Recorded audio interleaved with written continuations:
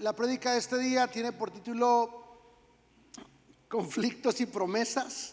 Conflictos y promesas. Y ahorita vamos a leer un pasaje de la Biblia que para mí siempre es muy reconfortante, es muy edificante. Nos habla acerca de la vida de Abraham, el padre de la fe, de cómo él recibió una palabra de parte de Dios, cómo él la tomó, él se determinó en creer lo que Dios dijo. Fíjate la diferencia que tenemos nosotros, los discípulos de Jesús. No decimos palabras así como, no decimos palabras que creemos, que nosotros pensamos. Nuestro fundamento, nuestra roca, nuestra firmeza está en lo que dice la palabra, porque si Dios lo dijo, Dios lo va a cumplir. ¿Estás de acuerdo conmigo? Si Dios lo dijo, Dios lo va a cumplir. Ahí radica nuestra fe. No radica en que voy a decir unas palabras, o que hay una fuerza dentro de mí, o que hay un campeón dentro de mí, o que yo soy un gran vencedor. Todo eso lo soy en Cristo, por su palabra, por lo que Él ya me dejó como herencia, que es su palabra, por la obra de Cristo en la cruz. Y entonces en el libro de Romanos, el apóstol Pablo comienza a hacer memoria de la fe y de cómo somos salvos por fe, y comienza a dar una descripción de la vida de Abraham.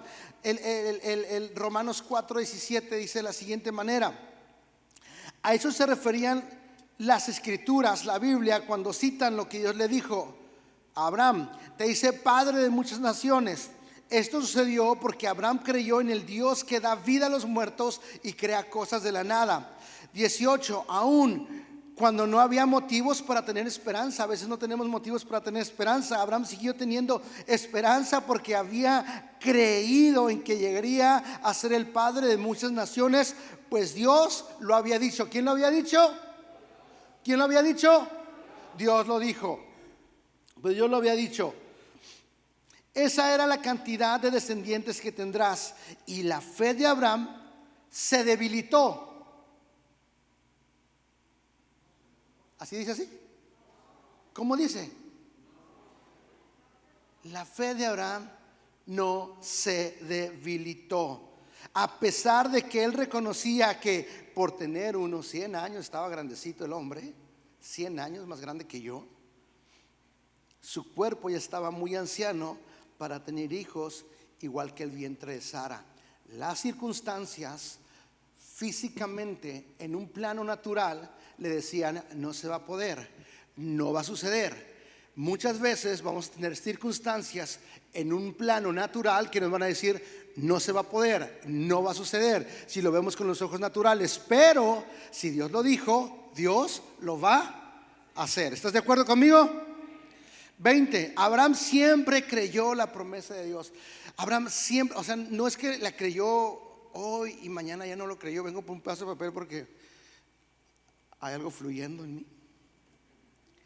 Entonces Abraham le creyó siempre, dice la Biblia en el verso 20. Abraham siempre creyó la promesa de Dios sin vacilar. De hecho, su fe se fortaleció aún más, y así le dio gloria a Dios. Se iba fortaleciendo y le iba dando gloria a Dios. 21, Abraham estaba plenamente convencido. Estaba convencido. O sea, no había como que, híjoles, a lo mejor pasa, híjoles, a lo mejor sucede, tal vez suceda, o a lo mejor suceda. No, él dijo: va a suceder, va a suceder, va a pasar. Estaba plenamente convencido de que Dios es poderoso para cumplir todo lo que promete. Ahí vamos a poner una pausa: para cumplir todo lo que promete. Nosotros como seres humanos, a través de la historia, hemos tenido conflicto con cumplir lo que prometemos. Yo tengo un conflicto con eso, porque crecí prometiendo cosas o viendo que gente me prometía cosas y que no cumplía.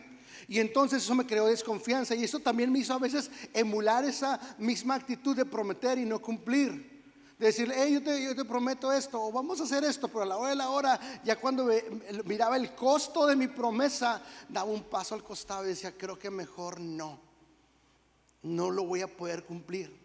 Pero a diferencia entre tú y yo, la Biblia dice en Números que Dios no es un hombre como nosotros para que mienta o para que se arrepiente. Y luego sigue diciendo en Números: ¿acaso Dios no ha cumplido su promesa? Tú y yo podemos descansar y confiar que lo que Dios nos ha prometido, lo que Dios ha dicho que va a hacer, Él lo cumplirá. Tal vez no lo va a cumplir en el tiempo que yo creo, en el momento que yo creo o de la forma que yo creo, pero Dios lo va a cumplir. Dios la va a hacer porque Dios ya lo estableció de esa manera. Él nos dijo y nos prometió que un día va a volver por nosotros. Un día volverá por su iglesia, Él lo va a hacer. No sé si lo haga hoy, mañana, dentro de 10 años, en 15 años, no lo sé, pero Él cumple su promesa. Cuando tú comienzas a estudiar la Biblia, lees el libro de Génesis y te das cuenta que desde el libro de Génesis hay una promesa de salvación. Tu descendiente herirá la cabeza de la serpiente. Hay una promesa de salvación. Dios promete cosas y Dios cumple lo que promete.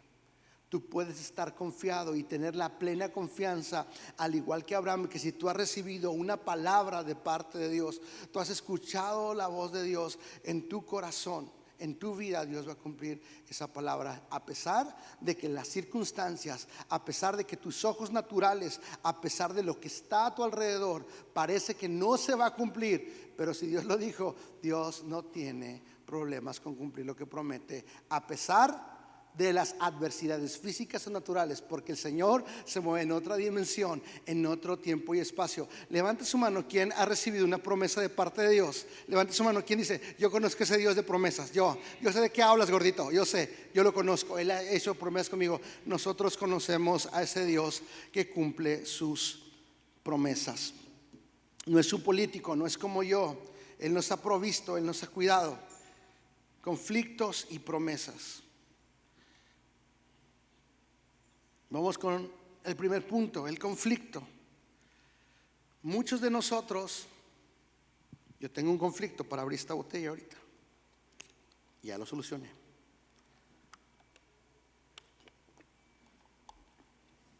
Muchos de nosotros hemos atravesado por diferentes conflictos emocionales, físicos, familiares, laborales en nuestro trabajo. Conflictos que nos han robado la paz. Conflictos que no nos dejan dormir por la noche. Conflictos que a lo mejor no nos permiten comunicarnos con Dios. Conflictos que nos quitan el hambre. Yo les mencionaba en la primera reunión que en una época de mi vida yo estaba tan metido en un conflicto y una situación emocional de tristeza, de depresión, que así como me ven ahorita, con mi talla XL llegué a la M, porque no comía. O sea, literalmente no me daba hambre, no quería comer y me acuerdo que estaba bien triste, estaba en un conflicto y andaba cacheteando las banquetas. ¿Quieren saber cuál era ese conflicto? ¿Si quieren saber o no? No se los voy a contar porque es mi conflicto. Pero el conflicto, dice, todos experimentamos conflictos, aflicciones, situaciones de apuro, complicaciones. Dichos conflictos nos pueden producir, pero ahí te va lo que puede producir el conflicto en nosotros: amargura. A veces cuando estamos en un conflicto podemos entrar en amargura, en dolor, en desesperanza. Parece que la esperanza se nos va. Recuerdo en esa época de mi vida que yo estaba como muy triste. Y no sé si a alguien le pasó algo tan terrible como eso. Y yo sé que a alguien le pasado algo mucho más terrible de lo que yo pasé. Pero recuerdo que en esos momentos de mi vida hasta parecía que el tiempo era más lento. Yo que soy tan aficionado al deporte, ni tenía inspiración de ver los deportes. Me daba igual verlos o no verlos. Y me acuerdo que comencé a leer un libro que hablaba de la herencia que tenemos en Cristo, de lo que Cristo ha preparado para nosotros por la eternidad. Y le decía: Dios, estoy listo, mejor llévame. 23 o 25 años el chamaco, diciéndole a Dios que se lo llevara, porque estaba tan triste, tan lleno de dolor, de desesperanza y de amargura. Estaba leyendo un post de Facebook de una muchachita de 15 y 16 años que se quitó la vida, una famosa de un meme. ¿Alguien vio ese post de Facebook? Un meme de una, ¿tú sí lo viste? Somos facebookeros tú y yo, los demás, es que los jóvenes son Instagram y eso. Pero una muchachita de un meme famosa de Hollywood, hace semanas otra competidora de belleza de Los Ángeles, creo, se quitó la vida porque los conflictos existen. Porque la realidad de la vida es que vamos a tener momentos duros y difíciles. Y Jesús mismo, como nosotros como discípulos de Dios, Jesús mismo nos dice: en este mundo caído y en este mundo que me da la espalda, ustedes van a tener problemas y aflicciones. Van a tener momentos de conflicto, momentos difíciles, pero confíen porque yo ya he vencido el mundo. Ahí está la promesa. Tenemos un conflicto, pero tenemos también una promesa.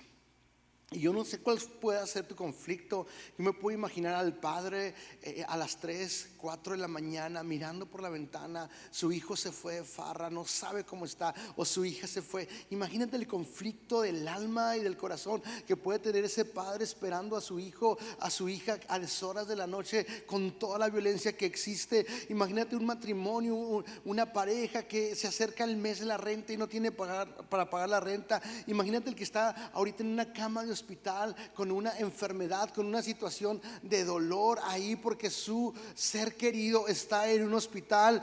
¿Cuántos de nosotros no hemos pasado conflictos en nuestro matrimonio y sentimos que nuestro matrimonio se comienza como a desquebrajar y que todo lo que soñábamos del matrimonio pues no era tan real de lo que pensamos originalmente? ¿Y cuántos de nosotros hemos experimentado tal vez un conflicto porque tenemos un despido del trabajo, una traición, porque tenemos problemas en nuestra propia familia? Todos esos conflictos son los que nos enfrentamos los seres humanos en nuestra vida cotidiana. Y vamos a analizar un conflicto que está en la Biblia. La Biblia está llena de conflictos y vamos a aprender un poco acerca de ello. Y lo vamos a leer en 1 Samuel, capítulo 1. Del versículo 1 al versículo 18. No lo voy a leer, léelo tú en tu casa. Todo lo que te voy a decir ahorita está basado del capítulo 1, del versículo de 1 Samuel, versículo 1 al versículo 18. Y te lo voy a contar para rendir más el tiempo. La situación es esta: hay una mujer llamada Ana, está casada con un hombre llamado Elcana. Pero este hombre Elcana, checa la situación, cómo comienza el conflicto. No nada más está casado con Ana, tiene otra esposa llamada Penina. O sea, y hay un conflicto ahí. No es bíblico la poligamia. No me vengan con rollo de que hay dos para mí y dos para... No, nada de eso, O sea, no, es una para uno. Y tú ya estás en conflicto si estás pensando en 2 por 1. ¿Saben a lo que me refiero? O sea, eso está mal. Y hay un conflicto ahí.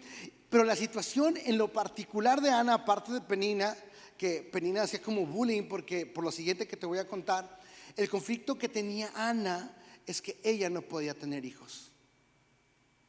En la actualidad, después de 2000 años, y tú analizas la historia, el tema de tener hijos, de no tener hijos, de no concebir, el tema de la esterilidad es un problema muy fuerte en muchos seres humanos. Alguien que haya pasado por ahí sabe de lo que estoy hablando. Yo sé de lo que estoy hablando. Y ella tenía ese conflicto porque no tenía hijos. Algunos historiadores piensan que en la cultura judía el hecho de no tener hijos era como un estigma, un señalamiento de que había un pecado, que tal vez el Señor le había maldecido por algo que había hecho. Y muy posiblemente Ana vivía con ese estigma, con esa sensación, se sentía incompleta, se sentía frustrada. Lee todos los 18 versículos del capítulo 1 de 1 Samuel. Había amargura, había desesperanza, todo lo que te nombré, porque ella no podía tener hijos. Y aparte de eso, Penina se burlaba. La Biblia lo dice literalmente, que ella se burlaba, le decía: no puedes tener hijos, mira, no tienes hijos. Y luego su esposo no la comprendía porque le decía: ok, no te agüites, no pasa nada, me tienes a mí. Pero nadie comprendía el dolor, la desesperanza, la frustración, el conflicto por el cual Ana estaba viviendo. Ana estaba en un conflicto.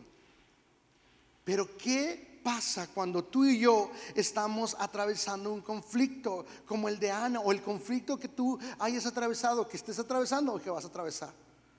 Te quiero enseñar, bueno, no te quiero enseñar, Dios nos quiere enseñar, nos quiere recordar algunas cosas que el Señor hace en el conflicto.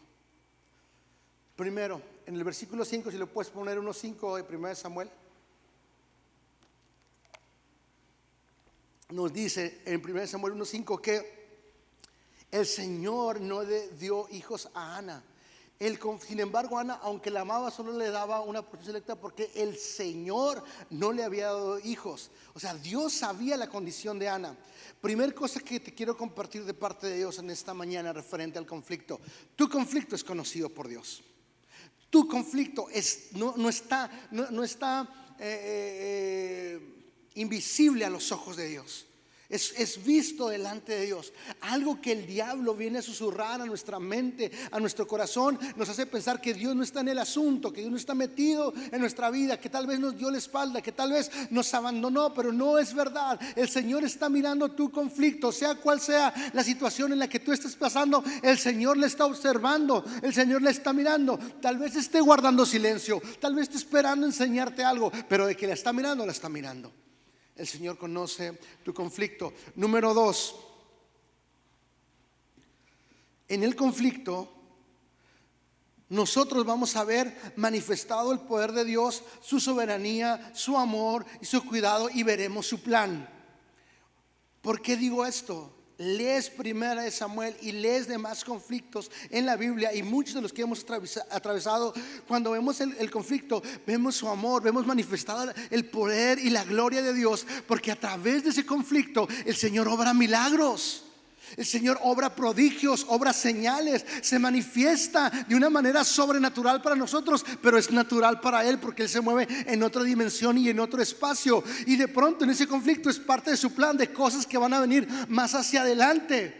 El Señor ya tenía un plan. No había un niño con Ana, pero el Señor ya sabía que iba a venir un niño y que se iba a llamar Samuel, y que iba a ungir al rey David, y que David era de la simiente del cual iba a venir nuestro Salvador Jesús. Había un plan. El conflicto es parte del plan, y en el conflicto vamos a ver su gloria. Así que cuando tú estés en un conflicto, cuando digas, híjoles, estoy metido en este aprieto, Señor, ¿cómo le voy a hacer? Recuerda que Dios te está mirando y que es parte de su plan, y que vas a ver la gloria de Dios. Si estás de acuerdo conmigo y lo crees, aplaude fuerte con todo tu corazón. Amén, lo creemos. Veremos su amor, veremos el cuidado de Dios, veremos su plan. Experimentaremos su gracia. Su gracia. Los que tienen empleados aquí, los que tienen empresas, algunos de aquí tienen sus empresas y tienen empleados, y cuando llega la quincena o la semana, ¿qué haces con tu empleado? Ok, trabajaste, aquí está, ¿verdad? Los que tienen empleados no le pagan a alguien por no hacer nada, ¿verdad? Porque, ok, hiciste esto, aquí está. Con Dios no funciona así. En el conflicto vemos su gracia porque no hemos hecho nada para merecerlo. No, o sea, lo que nosotros hagamos no va a generar el favor, la gracia, la bendición de Dios. A Él le place bendecirnos. Todo lo que hacemos aquí es por agradecimiento a Él. Nadie nos debe nada, somos deudores.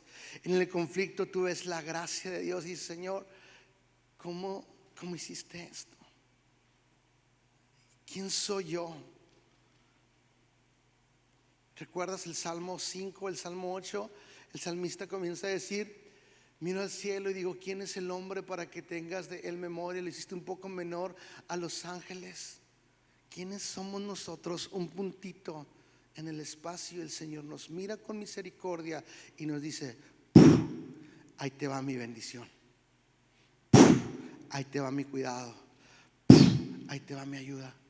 Y sabes que nada de lo que hagas va a ganar su gracia, su bendición, su favor, su ayuda. Por eso cuando Cristo vino en los evangelios, tú lees el evangelio de Lucas en el capítulo 3 y comienza a decir, ha llegado el reino de Dios, el evangelio ha venido, el que estaba en oscuridad ahora es tu luz, ahora es el favor del Señor. Tú y yo vivimos en el favor de Dios por gracia. Tú y yo tenemos una comunión directa con el Padre a través de Cristo por gracia. Tú y yo tenemos redención en Cristo por gracia. No, nada de lo que hagamos lo va a merecer. Levantamos nuestras manos, adoramos a Dios, das tu ofrenda, tu diezmo, sirves aquí o sirves allá por agradecimiento, porque sabes que nada de lo que hagas se va a comparar con la gracia de Dios. Y en el conflicto tú y yo vamos a ver su gracia experimentada en nuestra familia y en nosotros, en nuestra vida. En el conflicto Dios es exaltado. Cuando estaba mirando la alabanza, algunas iglesias le dicen el set de alabanza, Martino, parecía, a mí Dios me ministraba, porque cuando tú estás en un conflicto, ves la gloria de Dios, te tomas de la promesa de Dios, ves a Dios obrando, Dios tocando tu vida, entiendes la gracia. Y cuando tienes todo eso, lo único que te resta hacer es reconocer su gloria y su poder y adorarlo. En el conflicto le adoras. En el conflicto sale ese fruto de labios que dice el libro de Hebreos, que confiesa su nombre. Si te diste cuenta, comenzamos cantando vida tú me das en la primera canción. En la segunda vimos cómo la obra de la cruz, y lo seguimos cantando. En la primera canción lenta entonamos que Él es nuestro pastor, que nada nos faltará. ¿Y cómo terminamos? Te exaltamos. Porque cuando tú estás en ese conflicto, va a llegar el momento en que tú dices: Señor, te exalto, te exalto.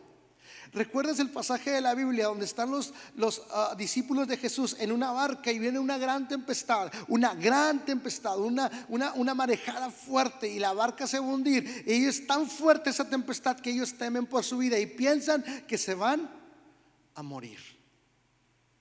El conflicto está, piensas que te puedes ir.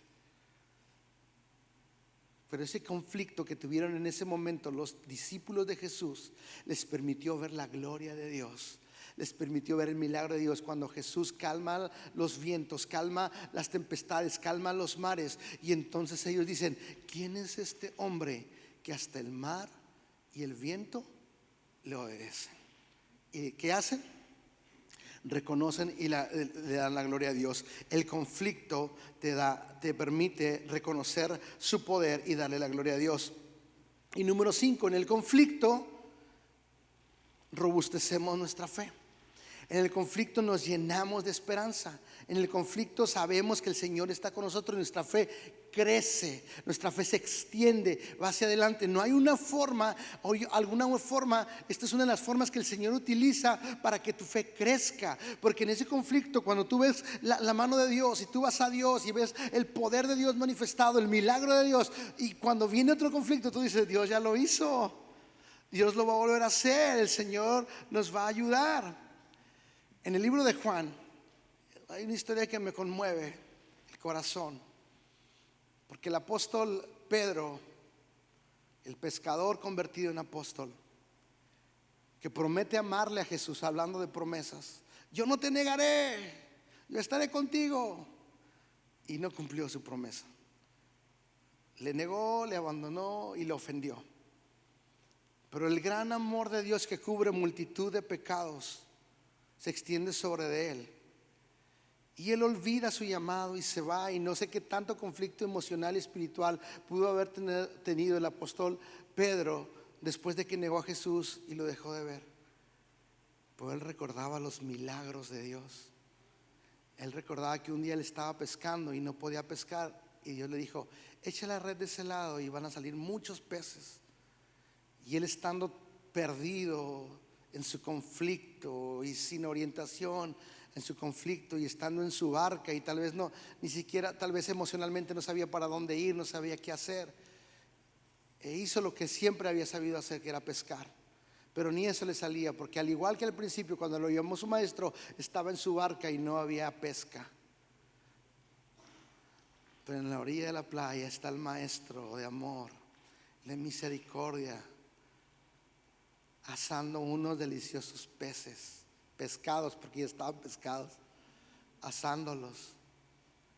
Y está Pedro, Juan y los demás discípulos sin poder sacar peces toda la noche, decodificando todo lo que había pasado.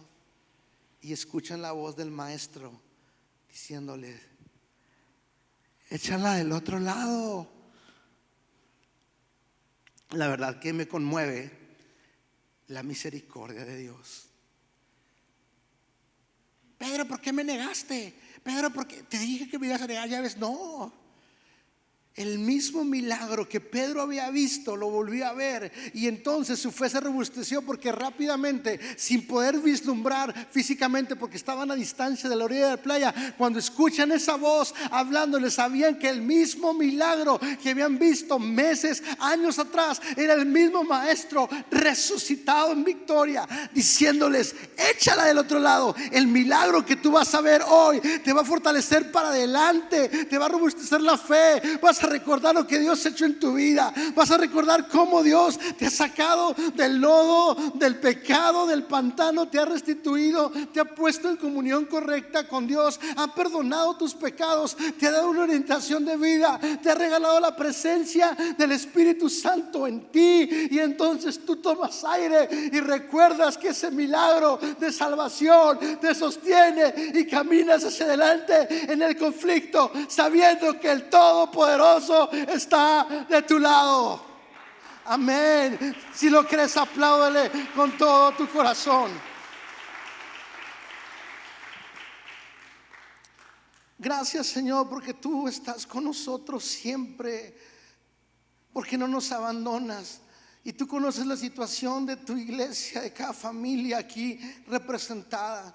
Y oro que ante las situaciones de conflicto que puedan estar experimentando, tú reavives la fe, tú vuelvas a soplar vida en donde no la hay, Padre. En el nombre de Jesús te lo pido, Señor.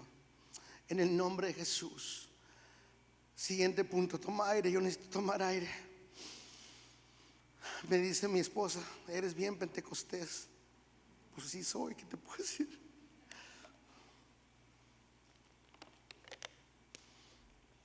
Punto número 2. ¿A dónde y con quién llevamos el conflicto? ¿A dónde y con quién llevamos el conflicto? Cuando tú tienes conflicto, cuando yo tengo conflicto, cometemos el error de que vamos con las personas equivocadas y en el lugar equivocado. El conflicto que estoy teniendo, voy y se lo cuento a alguien que no me va a ayudar, que nada más, sí, ay, no, pues hazle así, y te va a orientar o te va a dar un consejo en su propia opinión, en su propia prudencia. Acuérdate lo que dice la Biblia en Proverbios: no te fíes de todo tu corazón, sino encomienda a Jehová tu camino. Entonces, ¿con quién llevas el conflicto? Con tu comadre, con tu vecina, con tu suegra, con tu amiga, que a lo mejor no conoce de Dios, que a lo mejor no está inspirada por Dios, que a lo mejor no está cimentada en Dios. Hay errores tan fatales en los seres humanos que hay personas que el conflicto lo publican en el Facebook. Le tomo una foto. Sí, el alto, el de la camisa floreada. Él me vendió un carro y me transió y lo estoy quemando aquí en toda Ensenada. Y tú, ay, sí es cierto, no le compren carros a ese, ¿no? Y a lo mejor ni es cierto lo que. O gente que comienza a pelearse por el Face: por eso me fui de tu vida, por eso me llevé a mis hijos de contigo. Y cosas más feas que dicen en el Face. ¿En dónde lo llevas? ¿Quién quieres que se entere? ¿Por qué quieres que se entere? En estos mismos 18 versículos de 1 Samuel vamos a ver algunos aspectos que nos enseñan a dónde y con quién llevar el conflicto. Número 1, desde los primeros versículos, Ana en su conflicto iba de continuo cada año. ¿A dónde iba? Alguien que me siga y que esté conmigo en la historia. ¿A dónde iba cada año? Alguien que me diga rápidamente. Alguien fuerte. Híjoles, nadie está conmigo. Hazme un paro. Al templo. Cada año estaba en el templo. Lee 1 Samuel. Cada año dice que iba y ofrecía sacrificios. Iba y ofrecía sacrificios, que estaba con su dolor, pero siempre estaba en el templo. En aquel tiempo el templo era algo físico. Ahora aquí nos reunimos. Todos nosotros somos la iglesia de Cristo. La Biblia dice en Hebreos: no dejes de congregarte como algunos tienen por deporte. Por costumbre, dice la Biblia. Pero parece un deporte porque lo practicas y cada vez te sale mejor. Y allá va el hermano. ¿Cómo se llama ese hermano? El del mes. ¿Por qué el mes? Porque es el mesero, porque viene cada mes. Conéctate con tu iglesia local. Conéctate con gente que te va a ayudar y te va a fortalecer. Hombres y mujeres inspirados en la palabra de Dios, que te van a direccionar a su palabra, al propósito de Dios. Que no te van a decir lo que quieres escuchar, sino te van a dar un consejo basado en los principios de su palabra. Estaba en el templo. Número 2, ¿con quién corrió Ana? ¿Con quién corrió Ana? Corrió a Jehová de los ejércitos. Hizo su oración. ¿Qué tan fuerte es tu conflicto? ¿Qué tan fuerte es tu oración? ¿Qué tan fuerte es tu conflicto? ¿Qué tan fuerte es tu oración? Le puedes contar a media iglesia tus problemas, pero si tú no te hincas a orar, tú no te pones a buscar de Dios, Dios no va a escuchar una oración tuya que no existe. Es necesario que tú vayas al trono de Dios. Podemos entrar, la Biblia dice en Hebreos, que podemos ir confiadamente ante el trono de la gracia y encontraremos el oportuno socorro. Promesa de Dios, Hebreos capítulo 11. Él es fiel, Él es justo, Él es bueno. Vayamos, corramos a Cristo en medio del conflicto. ¿A quién se lo vas a llevar? ¿A dónde lo vas a poner? ¿Lo vas a andar lanzando por todas partes? ¿Lo vas a poner en tu Instagram? ¿Vas a hacer un video y lo vas a subir a internet? ¿O vas a ir al trono del cielo? ¿Vas a pedir gente que te ayude a orar? Gente que colabore en oración. Porque la Biblia dice que lo que pedamos al Padre creyendo, Él lo haría. Y que si nos pusiéramos de acuerdo, vamos a mover el corazón de Dios. ¿A dónde llevas tu conflicto? ¿Con quién llevas tu conflicto? Lleva tu conflicto con la persona adecuada al lugar adecuado. Ana, lo puedes leer en esos 18 versículos, estuvo en el templo y lo llevó a Jehová. Dice en el versículo: Jehová de los ejércitos, si tú escuchas mi voz. Y aclamó a Dios. Siguiente punto, ya casi acabamos.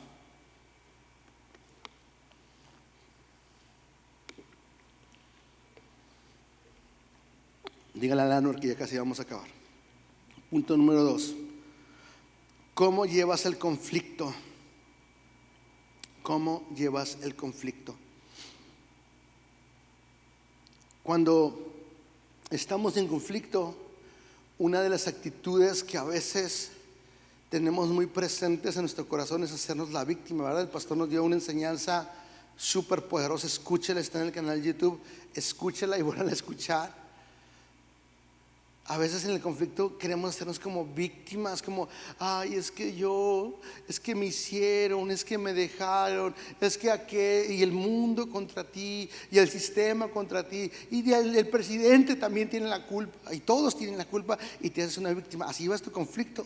Algunos llevamos el conflicto con amargura, como Ana tenía mucha amargura, como te amarga la vida, sientes que nada, estás enojado. ¿Qué me miras? Tú, hazte para allá, y tú también, sí, no, dame torta, no, dame taco. Lo que sea, estás amargado. Conflicto amarga. El conflicto crea desesperanza, crea soledad. Así lo llevas. Pero fíjate cómo nos enseña la palabra de Dios que Ana llevó su conflicto. Hebreos 6:12. Si lo puedes poner en la pantalla, Hebreos 6:12. Número 1, Ana tomó el conflicto con fe, creyendo en la promesa de Dios. Porque cuando ella está orando y entonces viene el profeta, el sacerdote Elí, me voy a equivocar, el profeta Elí, el sacerdote Elí, cuando llega el sacerdote Elí, Ana está orando. Y entonces ella, algo como esto, porque la Biblia dice que ella hablaba en silencio y como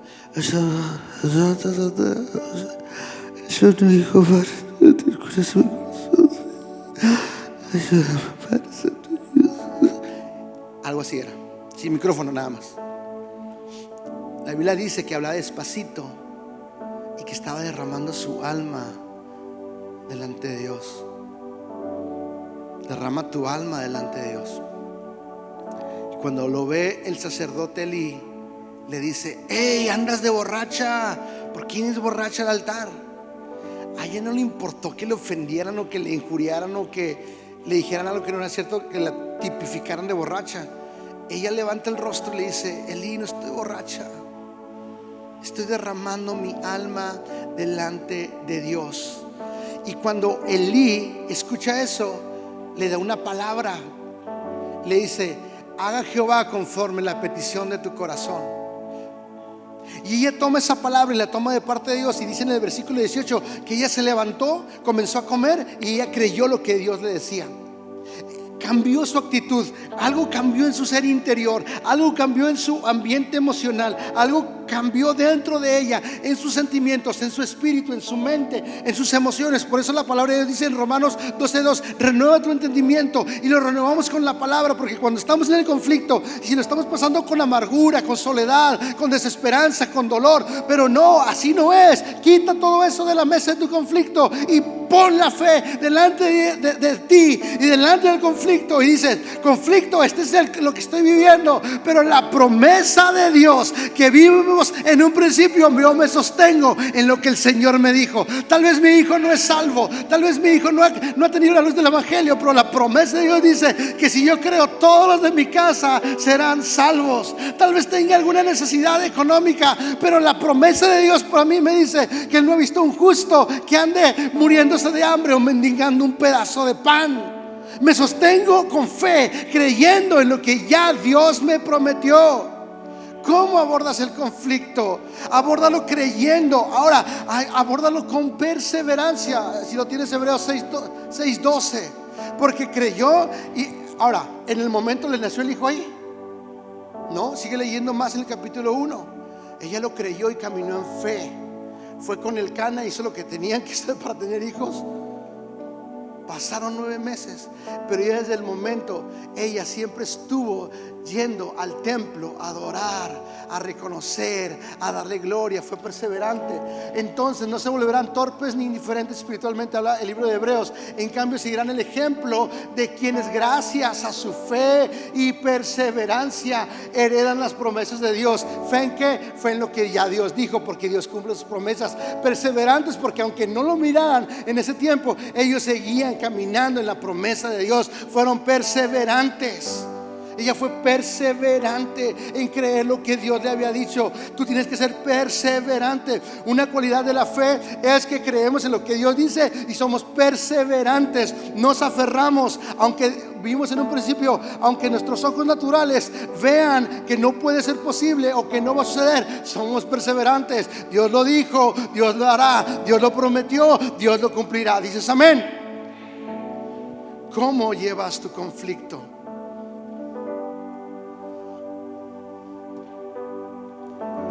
En fe, en perseverancia. Y la cerezota del pastel, o la cerezota del pastel, es la adoración. Yo te decía hace un momento, y si quieren ir pasando los chicos de la alabanza,